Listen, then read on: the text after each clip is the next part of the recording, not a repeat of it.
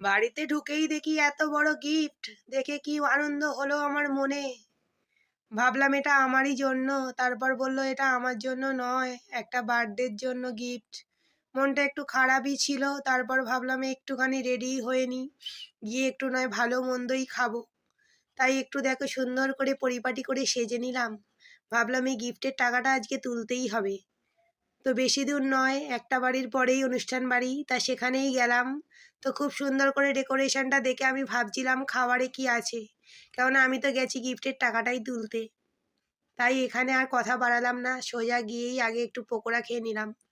তার সঙ্গে কেকটাও ছিল। তারপর দেখো একটা বন্ধুর সঙ্গে দেখা হলো, তার আবার চুলটা বাঁধা, কত সুন্দর দেখতে লাগছিল। আসছিল আমাকে চাটতে, আমার তো খুবই চিন্তা হচ্ছিল।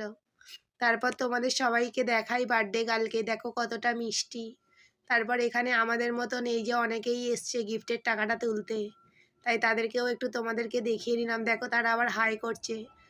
হাইটা এমনি এমনি, শুধু খাবারটা খাবে বলেই বসেছে সব কটা। এখন দেখো প্লেট চলে এলো। ফাঁকা প্লেট কি ভালো লাগে? তাই স্যালাড দিল, একটা ডিমের টেবিল দিল, কিন্তু আমি তো ভাবলাম একটু বেশিই খাবো, তাই আরও দুটো নিলাম।